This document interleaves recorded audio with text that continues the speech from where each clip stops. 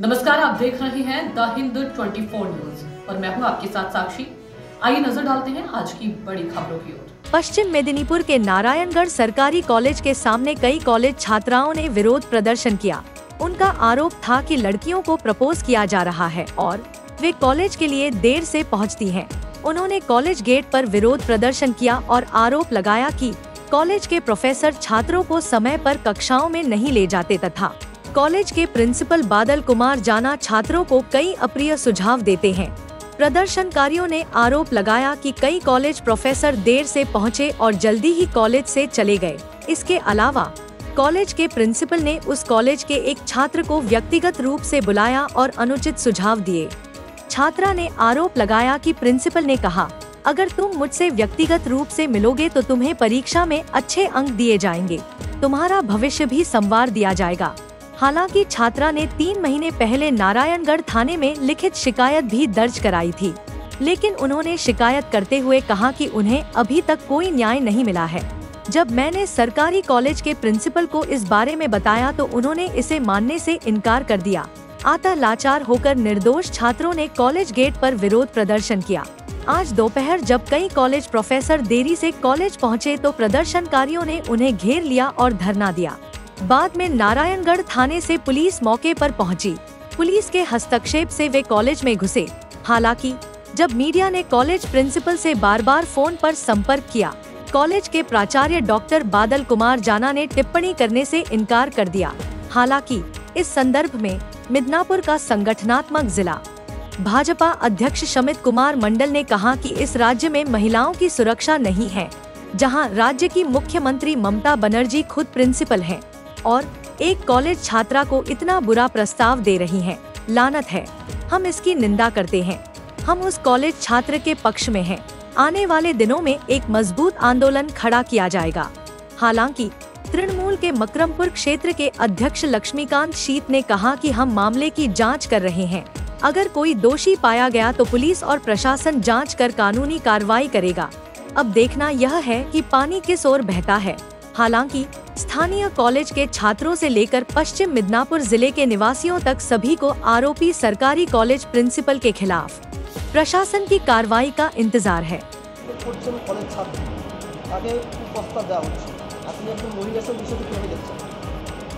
देखुन आज के पश्चिमबंगे जे चोर माफिया गुंडाराज दुर्नीतिबाज काटमानिबाजेर जे सरकार चलছে সেই আজকে এই নারায়ণগড়ে যে জেনারেল ডিগ্রি কলেজ যেখানে স্থাপন হয়েছে, যেই বছর এই নারায়ণগড় বিধানসভার বিধায়ক সূর্যট্ট হেরেছিলেন, সেই বছরই মমতা ব্যানার্জি সরকার এখানে উন্মোচন করে গেছেন কলেজ তৈরি করার জন্য।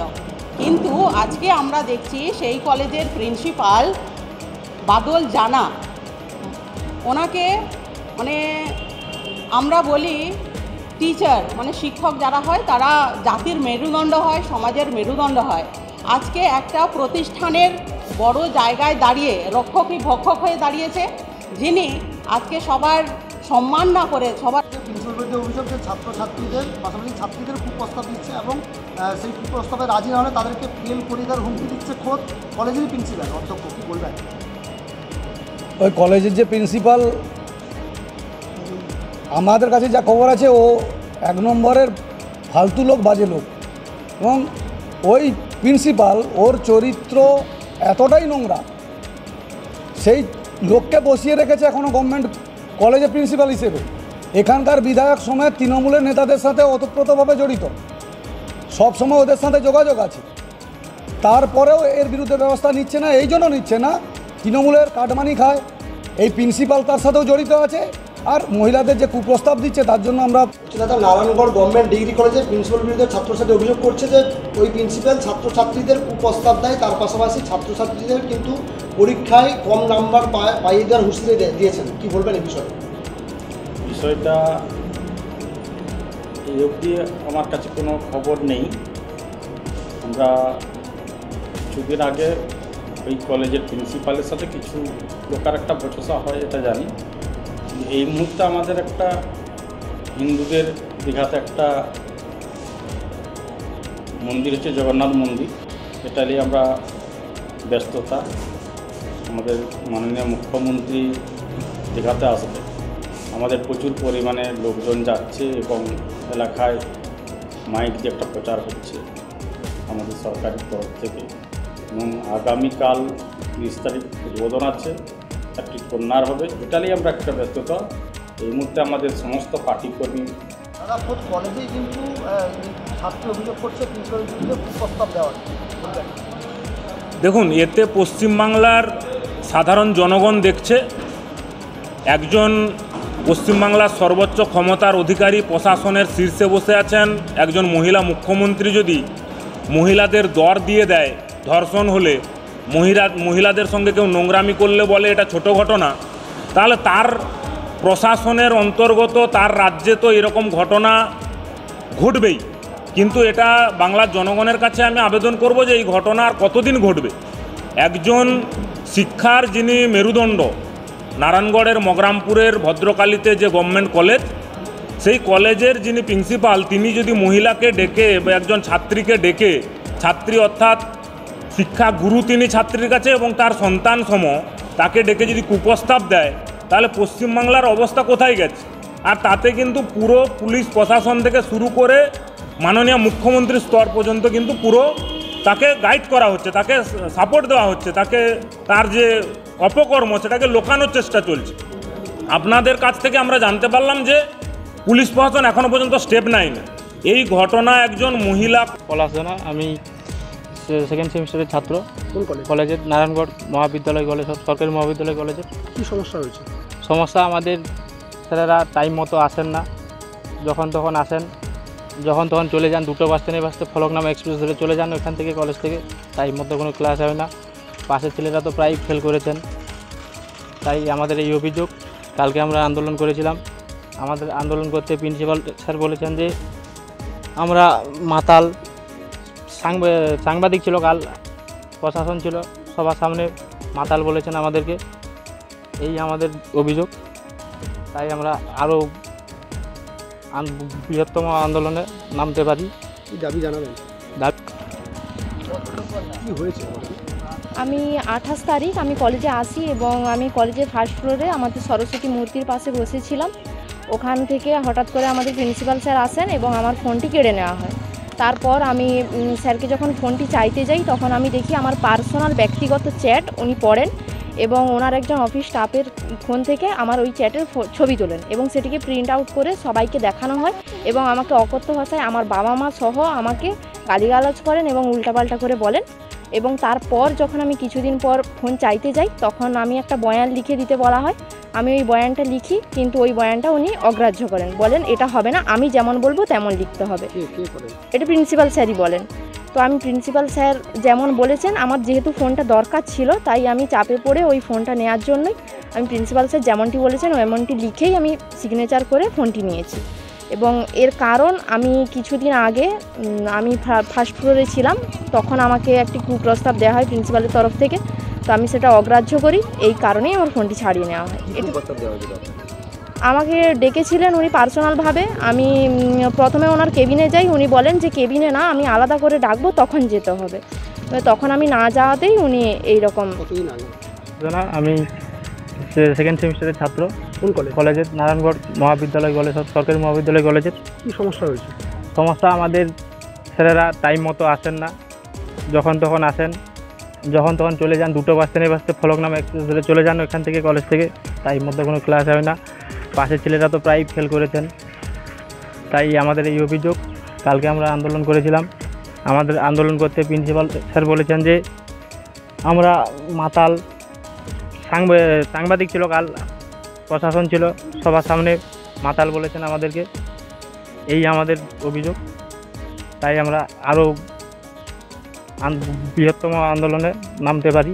কি দাবি জানাবেন? আমি 28 তারিখ আমি কলেজে আসি এবং আমি কলেজের ফার্স্ট ফ্লোরে আমাদের সরস্বতী মূর্তির পাশে বসেছিলাম।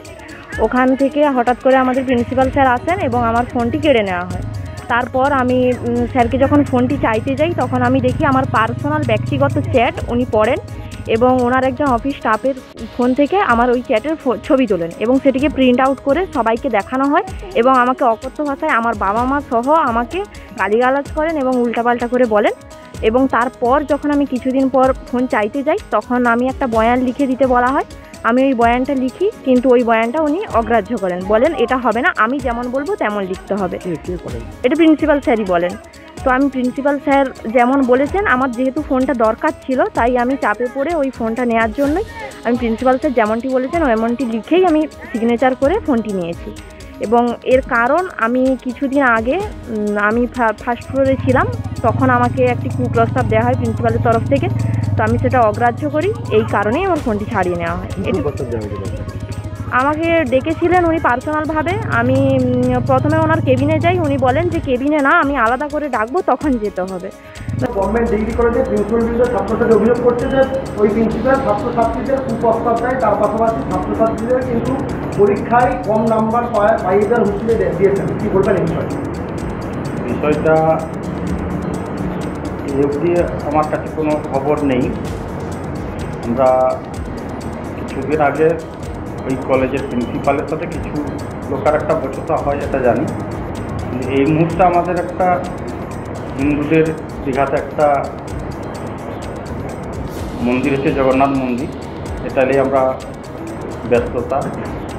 আমাদের মাননীয় মুখ্যমন্ত্রী দীঘাতে আসছে, আমাদের প্রচুর পরিমাণে লোকজন যাচ্ছে এবং এলাকায় মাইক যে একটা প্রচার হচ্ছে আমাদের সরকারি তরফ থেকে, এবং আগামীকাল 30 তারিখ উদ্বোধন আছে, তার ঠিক কন্যার হবে, এটা নিয়ে আমরা একটা ব্যস্ততা।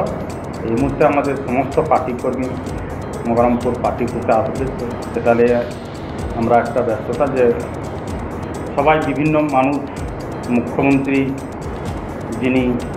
হ্যাঁ, আমি একদিন ফার্স্ট ফ্লোরে আমি আর আমাদের একটা দাদা দাঁড়িয়েছিলাম, যে কথা বলতে বলতে উনিও আসেন, সামনেই দাঁড়িয়েছিলাম, দিয়ে আমাদেরকে ফার্স্টে বলে যে কী করছে, দিয়ে আমরা কথাবার্তা বলি, বলে লাইব্রেরিতে যে বসতে পারো। উনি ভালো কথাই বলছেন। তারপর ওই দাদাটা চলে যায়, তারপর আমাকে সাইডে ডেকে নিয়ে যে বলে না হচ্ছে কোন ক্লাসে পড়ি, কী ডিপার্টমেন্টে, দিয়ে সব কিছু জিজ্ঞাসা করার পর উনি আমাকে পার্সোনালভাবে ডাকেন, তুমি পার্সোনালভাবে আমার সাথে এসো, আমি তোমার হচ্ছে সব পাস করিয়ে দেবো, কোনো তোমার ফিউচারের কোনো চিন্তা করতে হবে না। তো আমি যাই না, প্রথমে আমি ভেবেছিলাম উনি ওনার বিভাগে ডেকেছেন, উনি গিয়েছি, উনি বললেন এখানে না, আমি হচ্ছে তোমাকে আলাদা করে ফোন করবো, তোমার ফোন নাম্বারটা দাও, আমি আলাদা করে ডাকবো, সেদিন এসো, আমি তোমাকে আর ভবিষ্যতের কিছু চিন্তা করতে হবে না। এটার মানে কি স্যার? ওই ডায়েরিতে সব লেখা আছে, ওই অ্যাপ্লিকেশন লেখা আছে। देखते रहिए द हिंद 24 न्यूज।